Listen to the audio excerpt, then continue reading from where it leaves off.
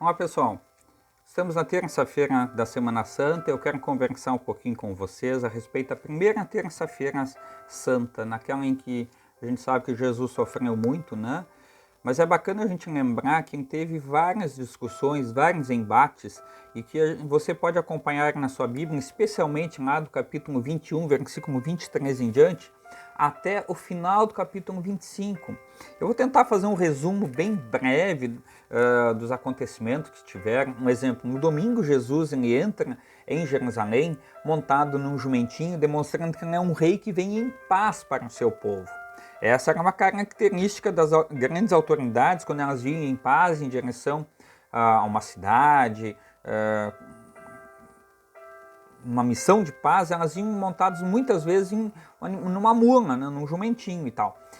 É interessante a gente observar também que na segunda-feira Jesus expulsa todas as pessoas lá do templo de Jerusalém, os mercadores e tudo mais. Na terça-feira, Jesus tem vários embates, ele é questionado sobre a autoridade, com que autoridade ele ensina e assim por diante. Vejamos, aí ele conta as histórias dos dois filhos, um que é mais velho e um mais moço. O mais velho é chamado pelo pai para ir para a vinha. E eles, não quero saber disso. O mais novo diz, não pai, pode deixar que eu vou. E aí Jesus faz um comparativo, olha, as pessoas estão perdendo o sentido. Tanto é verdade que aqueles que eram ou se recebem a promessa de que serão salvos estão perdendo o lugar para aqueles que não queriam saber da salvação, que tinham negado a salvação. Ele diz, olha, os cobradores de impostos, as prostitutas, quer dizer, aqueles que eram vistos com muitos maus olhos, digamos assim, estão precedendo a salvação, estão crendo em Jesus e estão recebendo a salvação. E você com certeza vai lembrar de algumas histórias nesse sentido, né? Que nos é mostrado na Bíblia.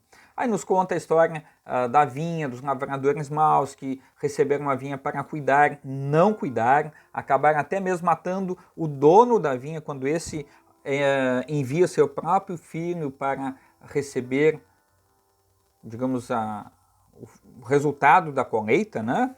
Depois tem a questão da festa do casamento. A Jesus conta mais uma parábola dos festejos de um casamento, em que o rei prepara todo um banquete para seu filho, para o casamento de seu filho, e para a surpresa, ninguém aceita o convite. Aí ele vai lá e chama as pessoas da redondeza, e essas vêm, então acabam participando desse grande banquete. Nessa terça-feira também Jesus é questionado sobre a questão dos impostos, se deve ou não pagar imposto. O cristão deve ou não pagar imposto? Aí Jesus pega uma moeda e diz assim, ó, de quem é essa figura? Todo mundo vai responder, não, mas é do imperador. Pois então, dê ao imperador o que é do imperador e a Deus o que é de Deus. Pense bem quando você for sonegar imposto, ó, olho bem aberto. Pergunta sobre a ressurreição. Tinha um grupo lá que não, os saduceus, eles achavam que não tinha ressurreição, assim como muitos cristãos hoje, incrível que pareça, tem alguns grupos que acham que ressurreição não é verdadeira, isso é só uma história bíblica e tudo mais. Não é bem assim, e Jesus chama atenção para alguns pontos nesse sentido. Também a questão do mandamento mais importante. Aí Jesus resume toda a lei de Moisés, né, dizendo assim, ó, o mandamento mais importante é: ame o Senhor seu Deus com todo o coração, com toda a alma e com toda a mente. Esse é o primeiro. Aí vem com o segundo mandamento: ame os outros como você ama a você mesmo. Uau! Quer dizer, primeiro Deus em primeiro lugar e depois horizontalmente as pessoas com quem nós convivemos. Aí eles questionam a questão do Messias, né? Quem é o Messias? E Jesus vai lembrar que Davi já tinha se referido ao próprio Senhor Jesus como sendo o Messias. Do mesmo modo, Jesus fala sobre a questão dos mestres da lei, os fariseus e assim por diante. E ele vai dizer assim, olha, ele fala para a multidão e os seus discípulos, os mestres da lei, os fariseus, têm autoridade para explicar a lei de Moisés. Por isso, vocês devem obedecer e seguir tudo o que eles dizem. Porém, não imitem as suas ações, pois eles não fazem o que ensinam. E aí vai dizer, olha, eles ensinam coisas que não está diretamente conforme a lei de Moisés. Quer dizer, eles botam um peso tão grande sobre as pessoas que nem eles seriam capazes de suportar. Fiquem ligados, tem muito líder religioso que está botando um peso grande nos ombros dos seus seguidores que não está de acordo com o texto bíblico. Te atente, seja que nem os cristãos de Bereia, verifique as escrituras, veja se elas estão corretas, para que você não seja enganado. Fica muito esperto nisso. E aí, Jesus vai condenar a questão do fingimento, né? Ele vai dizer que não é o correto as pessoas acharem que podem enganar a Deus. Olha que interessante, né?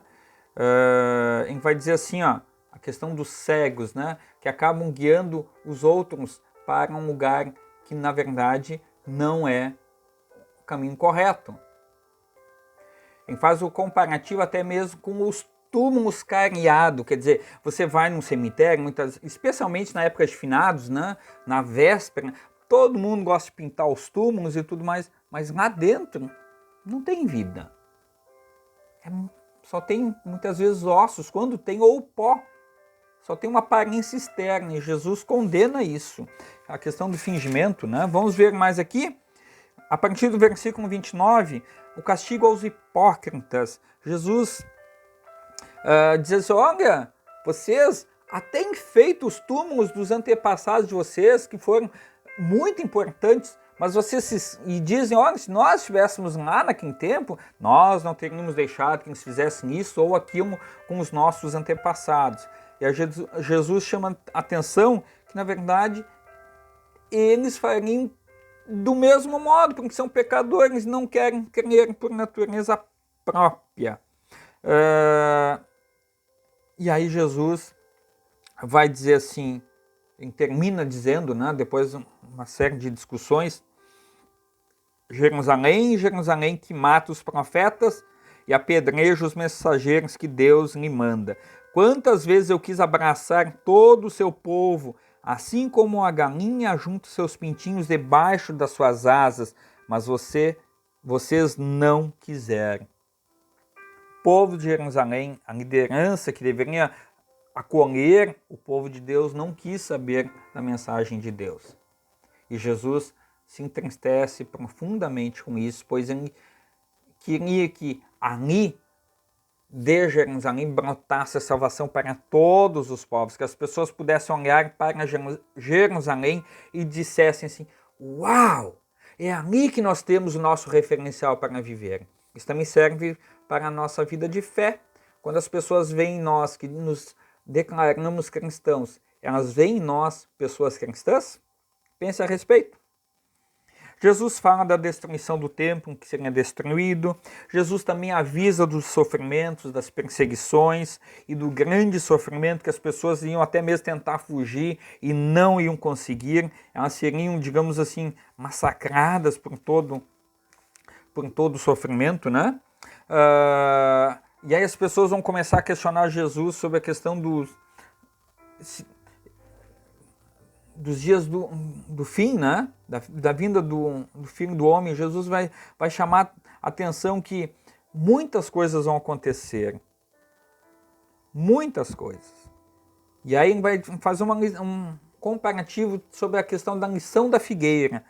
Aprenda a lição da figueira que ensina quando os ramos ficam verdes e as folhas começam a brotar, vocês sabem que está chegando o verão. Assim também, quando virem acontecer essas coisas, quer dizer, os sofrimentos, rumores de guerra e tudo mais, lembrem-se, está próximo o dia. Mas ele também chama a atenção que não tem dia nem hora que nós vamos saber. Quando chegar o dia, e esse dia chegar, Jesus voltará. E aí ele fala a questão do empregado fiel e o infiel, né? Fazendo mais um comparativo de coisas reais que acontecem. Mostrando às pessoas que o empregado fiel e inteligente, ele assume com responsabilidade as coisas. Agora, em compensação, o infiel, ele vai acabar maltratando as pessoas. O patrão voltará e no dia em que encontrar quando eles menos esperam, né, esse empregado infiel vai acabar sendo castigado e vai sofrer muito, né? Aí, enquanto a parábola das 10 virgens, o comparativo das moças que são prudentes e as imprudentes. Do mesmo modo, a questão dos 3 empregados, da questão da fidelidade. E aí encerra, especialmente na terça-feira santa, o assunto sobre a questão do juízo final, o grande julgamento. E que vai dizer assim aos que creem em Jesus. Vejamos. Aí o rei responderá: eu afirmo a vocês que isto é verdade, quando vocês fizerem isto aos mais humildes dos meus irmãos, a mim fizeram. Porque o rei vai dizer assim quando voltar: olha, obrigado por você ter me dado água, ter me vestido, dado alimentos e tudo mais. Os tementes a Deus vão dizer: não, nós não fizemos nada. E aí Jesus vai dizer assim: quando vocês fizerem a cada um dos pequeninos irmãos, a mim vocês fizeram. E aí quando ele vai se referir àqueles que não são tementes a Deus, eles vão tentar se justificar. Então, não se justifique. Assuma que você é pecador. E tenha a oportunidade do arrependimento, para que você não receba a sentença de condenação, mas que você possa também receber a sentença de vida eterna que Deus te oferece. Então essa seria um resumo bem resumido sobre a questão da Terça-feira Santa. Olha quanta coisa interessante Jesus falou numa Terça-feira Santa, a primeira Terça-feira Santa que teve da Semana Santa. Tá legal? Fique atento, amanhã tem mais. Não perca. Mais um episódio do que aconteceu na Semana Santa, na primeira Semana Santa. Você é convidado.